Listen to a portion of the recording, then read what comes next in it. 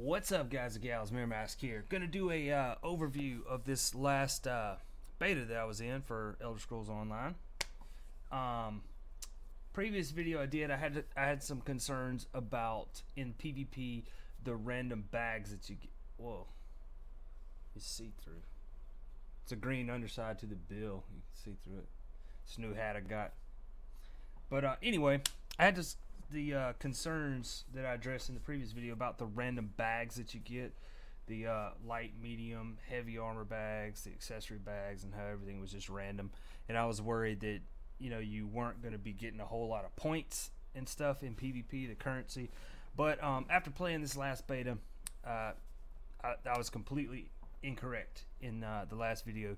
You seem to gain the currency pretty fast. Matter of fact, I started a whole new character. Last beta I was playing a Templar primary weapon, the bow, and this time I played Nightblade primary weapon, the bow. Started all the way from level 1 all over again, leveled up. Took about a day and a half to hit 10. I was having disconnect issues again, so I didn't record any videos this time. And I streamed it though. I live streamed on twitch.tv/Mirrormask Live. I streamed there, and yeah, starting from level 1, day and a half, got to level 10, entered the PvP and everything, and it did not take me long at all. Run around doing the quest. The kill quest is the one I like the most. You go out and kill 20 enemy players. It's pretty easy to do when you're doing siege kind of stuff, and there's just so many people there. And yeah, I just kept running that and taking keeps and stuff like that, and I gained currency very rapidly, and I had a full level 10 set of green gear, and I could have pushed harder and got the blue gear, but from what I could tell, the blue stats weren't that much better than the green. So I was just, because I was still in the level 3 armor that I had from the very start of the game, so I was just ready to get in some gear. So I bought a full set of the level 10 green grab bag gear, and finally got a level 11 bow and all that stuff. I finally hit level 11. And yeah, overall my impressions of this beta were it was not as laggy. It still had some connection problems. It still had some infinite loading screen problems. And towards the end of the beta, it felt like they were stressing it again because I was having a whole lot of lag. But it wasn't lag like last time to where everything froze and I could keep moving around. I just couldn't use my skills. This time it looked like real lag, where everyone was kind of jittering around the screen and all that kind of stuff. But overall, it was really fun experience. I think I might main the Nightblade primary weapon, the bow, in medium armor, because I had a blast running around, and I wish I was able to get it on video, but I was just disconnected so much, and I was afraid that the videos were just not going to be that long. I mean, every 2 or 3 minutes I was disconnecting. Sometimes I'd stay in there for 15-20 minutes, and then I'd think, okay, I think it's stabilized. I'm going to turn the camera on. Oh, nope, disconnected. Back at the login screen. So I didn't even bother, but I did stream it. But I had a blast just strolling around in a group, just small group, 2 or 3 people, and just playing the stealthy ganker. I mean, it was fun. Now, you don't have to be a Nightblade to be the stealthy kind of ganker. I mean, any class in leather armor and with the appropriate race choice can be very effective at sneaking around. Medium armor gives you bonuses to sneaking around and stuff, and so do certain races. The actual Nightblade itself didn't give me really any bonuses towards sneaking. It gave me some stealth stuff, which like sneaking is different from stealth. Sneaking you have to go into when you're out of combat, and stealth, which the Nightblade can do, can enter stealth in combat. Now the stealth doesn't last that long, but it's good for if 2 or 3 people jump on you at one time. You can kind of stealth for a few seconds to kind of reposition yourself, or stealth and maybe take a pot or something like that. But overall, I had a blast. I mean, it was fun. It was just as fun as it was the last beta. I mean, it's amazing how there's so many people on that PvP server, and it's not like there's only one PvP server. There's several several tens of 20s of 30s of different PvP servers. I assume that's how they are. I don't know. I've always went to the same one because it was the most populated, but there's a whole list of them, and there's just so many people on these servers. It's amazing how many people are into this game, and it's awesome because, with the maps being that big and there being so many people in the PvP zone at the same time, it just makes for all kinds of different tactics you can use. I mean, you got your typical Zerg group, then you got the solo people that kind of roam around by themselves, and then you got the little stealth scouting groups. Like what I seem to fall in love with is just rolling around with 2, 3, 4, 5 people, and you all just sneak around the map and just pick people off. And it's fun that way, and it's viable that way, because you actually feel like when you're doing these little sneak things, you're not just ganking. It's not just pure ganking. You have an effect. Like, you catch these little things, and you're kind of intercepting these support style groups that are running to get to the keeps or get to these things that they're doing, or to the sieges or the capture points or whatever they may be heading to. You're intercepting them, and the map's big enough to where it matters that you're intercepting these people. So while you're out having fun and just ganking and all that kind of stuff, you're actually you're benefiting your side a whole lot more than in most games where you're just running around just ganking. It doesn't really serve any real purpose. But in this game, yeah, it does. Like, it's a real thing. You see it in the chat all the time, like, hey, we're forming a stealth group, yada yada yada.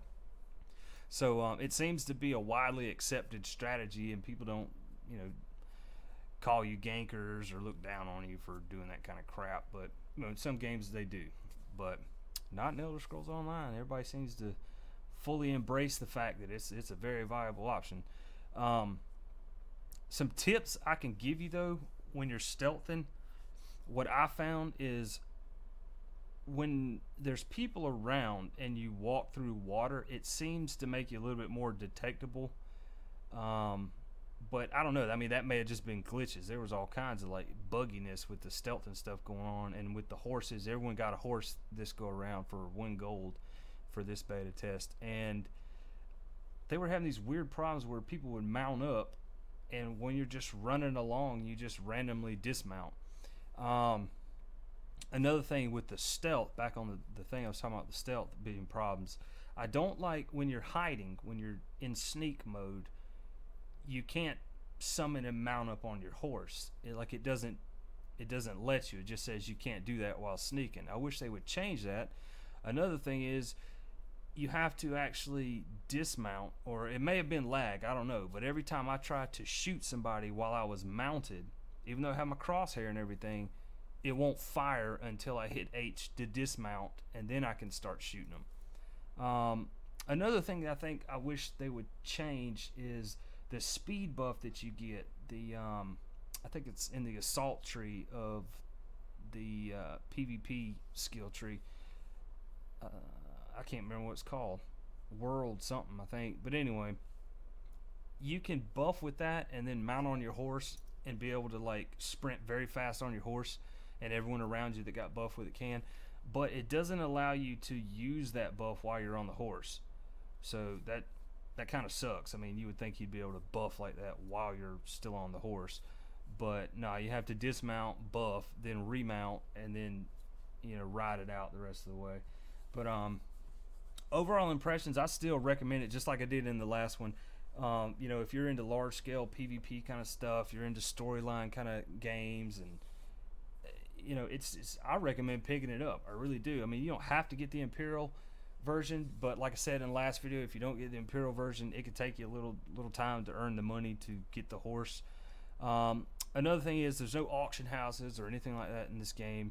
You may have to do what are called trade guilds. You can be in up to 12 guilds at the same time. I think it's 12. It may have just been 5, but I think it's 12. And a lot of people are asking, why would you need to be in 12 guilds at one time? Why would you want to do this? Well, here's why. If you have one main guild, you can join that guild.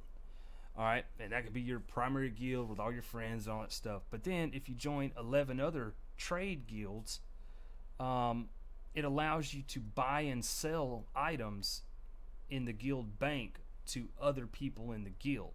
So since there's no auction house and there's no, tent system where you set up a little tent and vendor your stuff to people, the only other way other than spamming chat is to join trade guilds, and then people can sell stuff, can list them for sale inside the guild bank section, and you can go in there and use it, like a store. Go in there and buy stuff, and you can sell your stuff through those as well. So that's why you would want to join 12 different guilds. You could join 1 or 2 main guilds and have 10 or 11 trade guilds that you join, so that way you're able to buy and sell stuff. One thing I did find out that I wasn't sure on last video I made, you can trade the gear that you get out of those bags and stuff for the PvP. So if you and a group of your friends are out there and you all got your tokens and stuff, and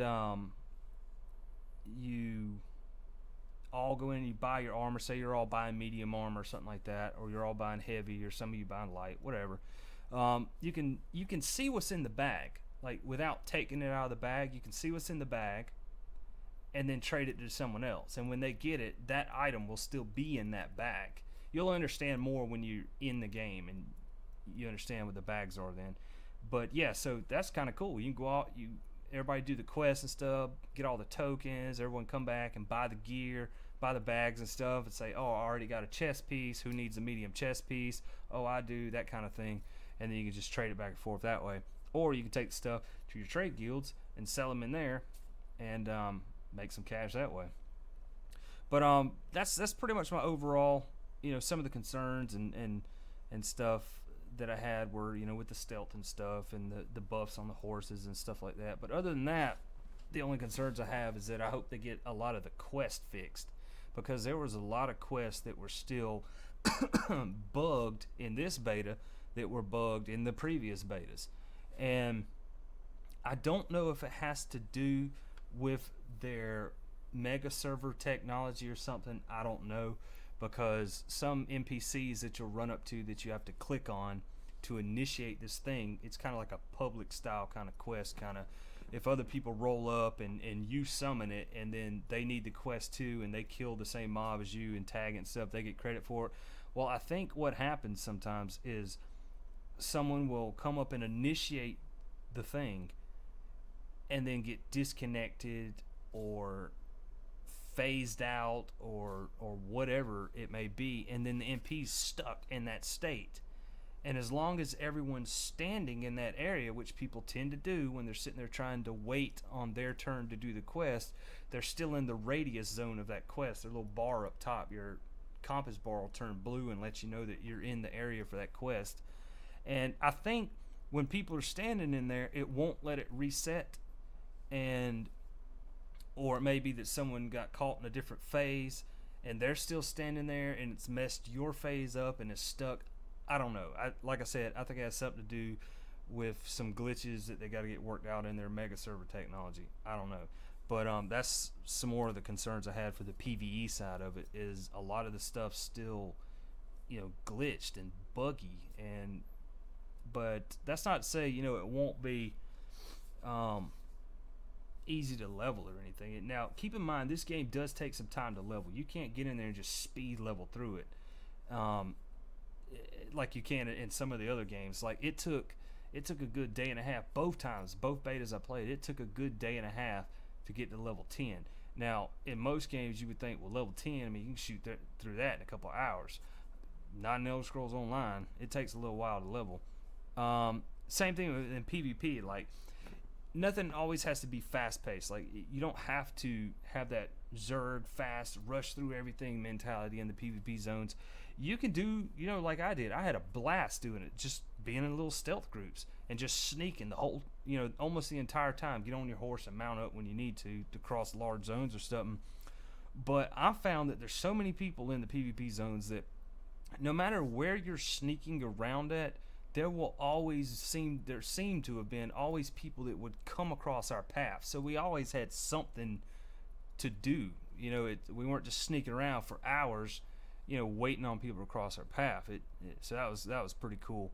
What was the other thing I was gonna mention? It was on the PvE side of it. Yeah, I can't remember what it was, other than the buggy quest or something. But other than that, you know, I think I may go ahead and just wrap this video up. That's just my general overview of this beta and the state of the game, that from my, you know, lower level perspective and everything. You know, the enchantments, all that stuff works. The crafting stuff works. You know, most of the vendors all work. Every now and then you'll walk up to a vendor, and this is another glitch or, you know, bugginess in it. You'll open the vendor tab and your screen, like your UI, will freeze up, and you got to /reload UI in the chat to fix that. But other than a couple of bugs here and there, you know, I think it's in pretty good shape to release. I mean, it's not as bad as some of the other games that I've played, you know, the state they were in when they released, and it doesn't feel like they're trying to rush it out or anything. You know, other than a few minor things, I think the game's, you know, it's in a pretty solid state. But I'm gonna go ahead and wrap up the video here. You guys, don't forget to subscribe. Don't forget to leave any comments, questions, anything like that. I've played both the Nightblade and the Templar, so I can, you know, hopefully answer any kind of questions you got on those. Didn't get a chance to play the Sorcerer or the Dragon Knight. I about called it Dragon Blade. I wanted to, but unfortunately, I think I'm just gonna have to watch a bunch of videos on it to see how their play style is and everything. But other than that, I'm gonna wrap it up. Make sure to subscribe, leave any comments or questions below. If you like the video, thumbs up. If you dislike, thumbs down. Either way, it lets me know how you feel. You guys take care, and I will see you in the next video. Hopefully, I'll be in Tamriel.